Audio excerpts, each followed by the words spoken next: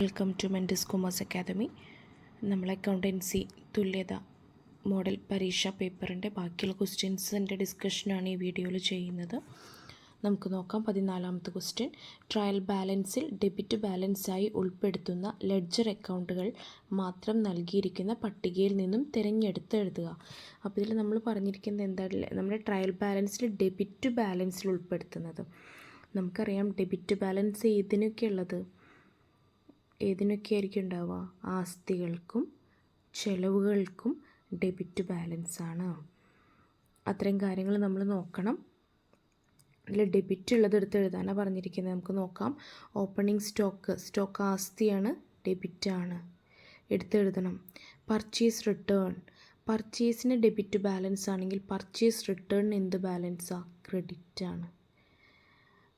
വാങ്ങൽ കടത്തുകൂലി, അതെന്താണ്? കൂലിയാണ്, ചെലവാണ്. എല്ലാ എക്സ്പെൻസുകൾക്കും ആസ്തികൾക്കും ഡെബിറ്റ് ബാലൻസാണ്. അപ്പോൾ കൂലിക്ക് എന്താണ്? ഡെബിറ്റ് ബാലൻസാണ്. കമ്മീഷൻ കിട്ടിയത് എന്ന് പറയുമ്പോൾ ഇൻകമാണ്. ഇൻകത്തിന് എന്ത് ബാലൻസാണ്? ക്രെഡിറ്റ് ബാലൻസാണ്. സെയിൽസ് റിട്ടേൺ, സെയിൽസിന് ക്രെഡിറ്റ് ആണെന്നറിയാം. സെയിൽസ് ഇൻകമാണ്. ഇൻകങ്ങൾക്കൊക്കെ ക്രെഡിറ്റ് ബാലൻസാണ്. അപ്പോൾ സെയിൽസ് റിട്ടേൺ എന്ന് പറയുന്നത് സെയിൽസിലുണ്ടാവുന്ന കുറവാണ്. അപ്പോൾ സെയിൽസ് റിട്ടേൺ എന്ത് ബാലൻസാണ്? ഡെബിറ്റ് ബാലൻസാണ്. ഈ സ്ഥലവും കെട്ടിടങ്ങളും എന്താണ്? ആസ്തികളാണ്. ആസ്തികൾക്ക് എന്ത് ബാലൻസാണ്? ഡെബിറ്റ് ബാലൻസാണ്. അപ്പോൾ ഇതിൽ നിന്ന് നമ്മൾ എന്താ മനസ്സിലാക്കേണ്ടത്? എല്ലാ ആസ്തികൾക്കും ചെലവുകൾക്കും ഡെബിറ്റ് ബാലൻസും ബാധ്യതകൾക്കും ക്യാപിറ്റലിനും അതുപോലെ തന്നെ വരുമാനങ്ങൾക്കും എന്താണ്? ക്രെഡിറ്റ് ബാലൻസും ആണെന്നാണ് ഇതിൽ നിന്ന് നമ്മൾ മനസ്സിലാക്കേണ്ടത്. നമ്മളോട് ഇതിൽ എന്ത് മാത്രം എഴുതാൻ പറഞ്ഞിട്ടുള്ളൂ? ഡെബിറ്റിലുള്ളത് മാത്രം എടുത്ത് എഴുതാനേ പറഞ്ഞിട്ടുള്ളൂ. ഓക്കെ, ക്ലിയർ ആണെന്ന് വിചാരിക്കുന്നു. നെക്സ്റ്റ് ക്വസ്റ്റ്യൻ നോക്കാം. ഈ സൂചനയെ അടിസ്ഥാനമാക്കി നമ്മൾ എന്ത് ചെയ്യണം? ഇവിടെയുള്ളത് ഫില്ല് ചെയ്യണം. 15ാമത്തെ ക്വസ്റ്റ്യനാണ്. ക്ലോസിംഗ് സ്റ്റോക്ക് എന്താണെന്ന് പറഞ്ഞിട്ടുണ്ട്? ആസ്തിയാണെന്ന് പറഞ്ഞിട്ടുണ്ട്.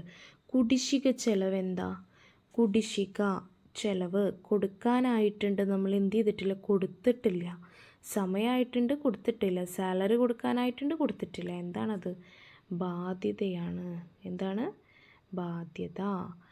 അടുത്തത് എന്താ പറയുന്നത്? കുടിശ്ശിക വരുമാനം. നമുക്ക് കിട്ടാനായിട്ടുണ്ട്, എന്ത് ചെയ്തിട്ടില്ല? കിട്ടിയിട്ടില്ല. നമ്മുടെ കയ്യിൽ വരാനായിട്ടുണ്ട്, പക്ഷേ നമ്മുടെ കയ്യിലേക്ക് ആ പൈസ വന്നിട്ടില്ല. അവർ നമുക്ക് നാളെ അല്ലെങ്കിൽ മറ്റന്നാളായിട്ട് തരും. അതെന്താണ്? ആസ്തിയാണ്. അപ്പോൾ ഇത്രയും കാര്യങ്ങൾ ഇതിൽ നിന്ന് മനസ്സിലാക്കുക. കുടിശ്ശിക ചെലവ് ബാധ്യതയാണ്. കുടിശ്ശിക വരുമാനം എന്താണ്? ആസ്തിയാണ്. ഓക്കെ ആണോ? ഇനി 16ാമത്തെ ക്വസ്റ്റ്യൻ പറയുന്നുണ്ട്. താഴെ നൽകിയിട്ടുള്ള ഇനങ്ങൾ ഒരു ബിസിനസ് സ്ഥാപനത്തിൻ്റെ ധനകാര്യ സ്റ്റേറ്റ്മെൻറ്റുകളിൽ എങ്ങനെ ഉൾപ്പെടുത്തുമെന്ന് പ്രസ്താവിക്കുക. ഇമ്പോർട്ടൻ്റ് ആണ്. നമ്മുടെ കിട്ടാക്കടത്തിൻ്റെ ട്രീറ്റ്മെൻറ്റ് നമ്മൾ പഠിക്കണം. ഒരു അഡ്ജസ്റ്റ്മെൻ്റ് ആണ്.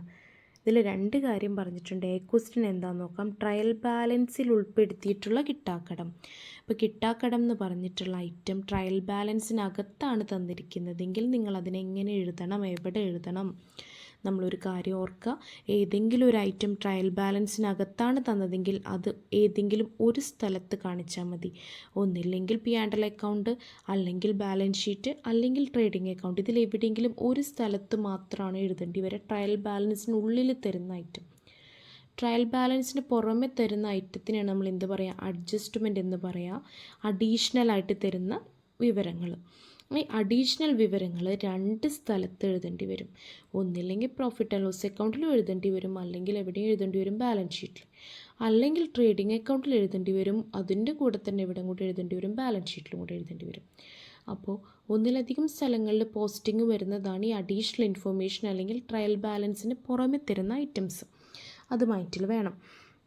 ഇതിൽ പറഞ്ഞിട്ടുണ്ട് ക്വസ്റ്റ്യൻ ട്രയൽ ബാലൻസിൽ ഉൾപ്പെടുത്തിയിട്ടുള്ള കിട്ടാക്കടം. ട്രയൽ ബാലൻസിനുള്ളിലുള്ളതാ. ഒരു സ്ഥലത്ത് എഴുതിയാൽ മതി. എവിടെ എഴുതിയാൽ മതി? അത് നമ്മുടെ പ്രോഫിറ്റ് ആൻഡ് ലോസ് അക്കൗണ്ടിൽ എഴുതിയാൽ മതി. P&L അക്കൗണ്ട് അല്ലെങ്കിൽ പ്രോഫിറ്റ് ആൻഡ് ലോസ് അക്കൗണ്ടിൽ എഴുതിയാൽ മതി. ഇനി ബി ക്വസ്റ്റ്യൻ തന്നിട്ടുണ്ട്. അഡ്ജസ്റ്റ്മെൻറ്റിൽ ഉൾപ്പെടുത്തിയിട്ടുള്ള കിട്ടാക്കടം. അഡ്ജസ്റ്റ്മെൻറ്റിൽ പറയുന്നത് ഇനിയും ആൾക്കാർ പൈസ തരാതിരിക്കും, അവരുടെ നേരത്തെ ഇനിയും ആൾക്കാരുടെ അടുത്ത് നിന്ന് നമുക്ക് കിട്ടാക്കടം ഉണ്ടാവും എന്നാണ് അത് സൂചിപ്പിക്കുന്നത്.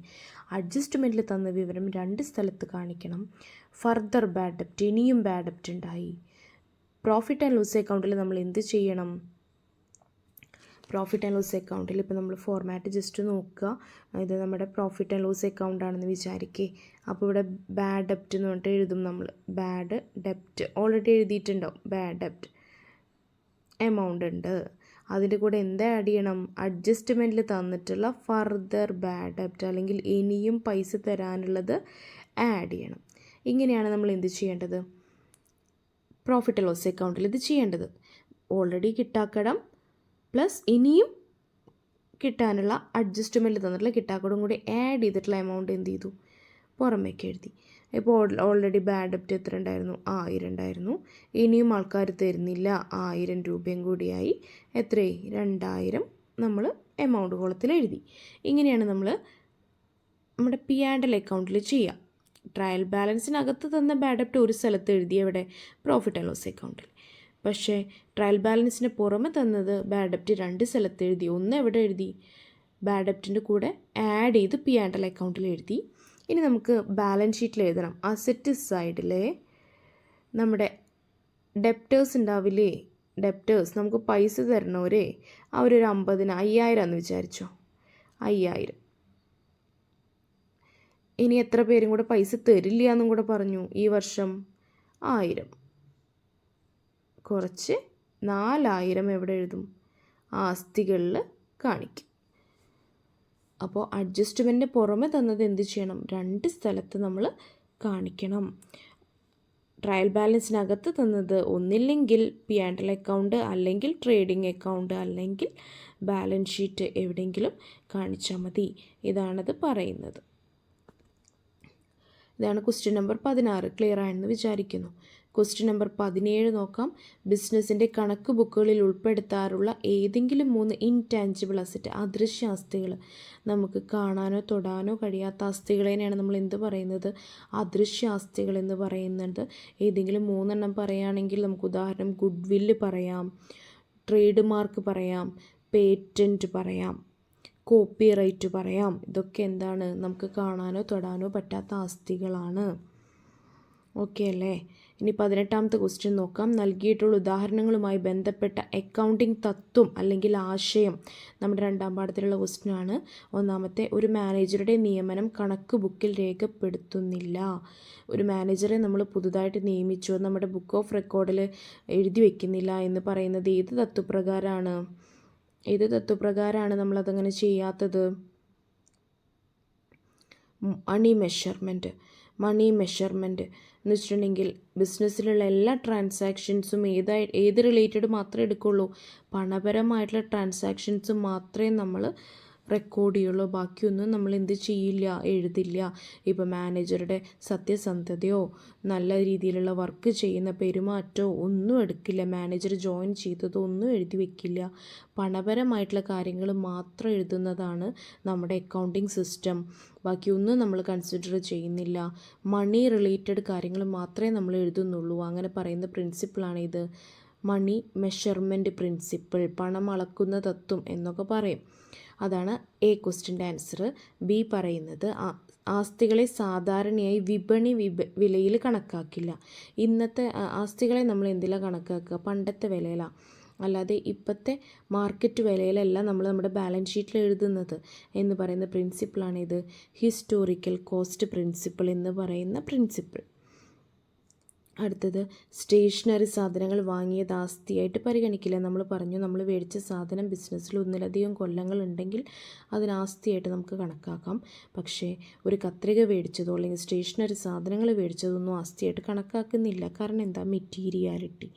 കാരണം മെറ്റീരിയലി ഇമ്പോർട്ടൻസിനനുസരിച്ച് നമ്മളൊരു വസ്തുവിനെ ആസ്തിയായിട്ടും അതുപോലെ തന്നെ സ്റ്റേഷനറി ആയിട്ടൊക്കെ ആയിട്ട് തിരിക്കുക എന്ന് പറയുന്ന പ്രിൻസിപ്പിളാണ് ഇത് മെറ്റീരിയാലിറ്റി പ്രിൻസിപ്പിൾ എന്ന് പറയുന്നത്.